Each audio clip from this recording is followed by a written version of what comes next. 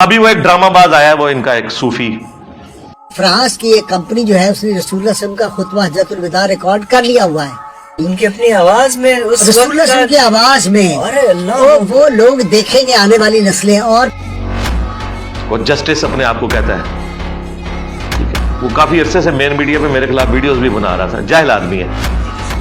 ابھی اس نے مین میڈیا پہ کہا کہ جی فرانس والوں نے نبی علیہ السلام کی حجۃ الوداع کی ریکارڈنگ جو ہے نا اس کے پر ورکنگ شروع کر دی ہے. وہ ساؤنڈ ویوز انہوں نے ریکارڈ کی ہیں اور وہ کچھ عرصے میں حجۃ الوداع کا خطبہ حضور علیہ السلام کی آواز میں ریلیز کریں گے. استغفر اللہ. اس کو ڈگری کس نے دی ہے؟ اس کو بیسک سائنس نہیں پتا کہ آواز جب ایک دفعہ منہ سے نکالی جاتی ہے، جب آپ نے سن لی، اگر اس وقت ریکارڈ ہو جائے تو ہو جائے، اس کے بعد وہ وقت کے ساتھ اسی وقت وہ ڈکے ہو جاتی ہے، بالکل ختم ہو جاتی ہے، دوبارہ اسے ریٹریو نہیں کیا جا سکتا. آواز کس طرح پیدا ہوتی ہے؟ ارتاش کے ذریعے. جب وہ ارتاش ٹھنڈا ہو گیا وہ دوبارہ سے کیچ نہیں ہو سکتا، وہ ٹھنڈا ہو کے ختم ہو چکا.